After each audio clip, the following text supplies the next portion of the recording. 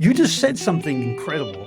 You just said we have to be prepared to break it in order to succeed.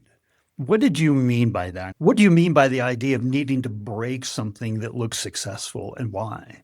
Sure. I'll give you the real life example of me. Every single day, every single week, every single month, I look at every single function that I've got and I visualize it as it dials on my dashboards.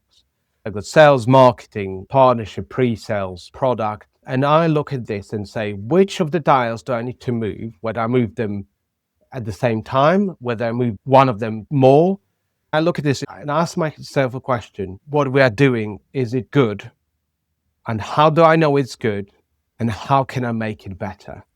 Because just because something is working extremely well right now doesn't mean that will work very well in the future. I'm always looking for the banana skins and thinking, okay, can I improve this? Yes, for example, our number of leads are going in the right direction. Will this strategy be successful only in this quarter? Or can I replicate it in quarter two, quarter three, quarter four? If it doesn't stand the scrutiny every single time I approach this problem, then I improve it. I have to, again, give credit to my C-suite, to COO, CFO. I've got a lot of freedom with regards to bringing new ideas and A/B testing.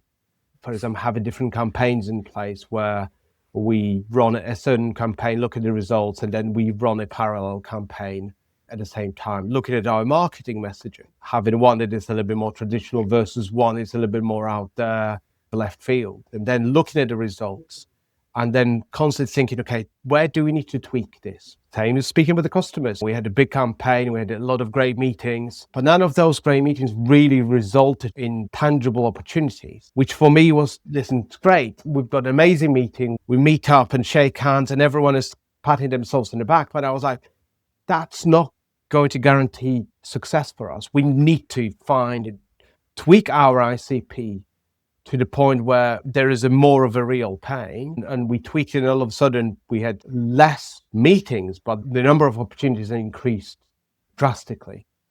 It's the courage of saying, doing the same thing and expecting different results is a sign of madness.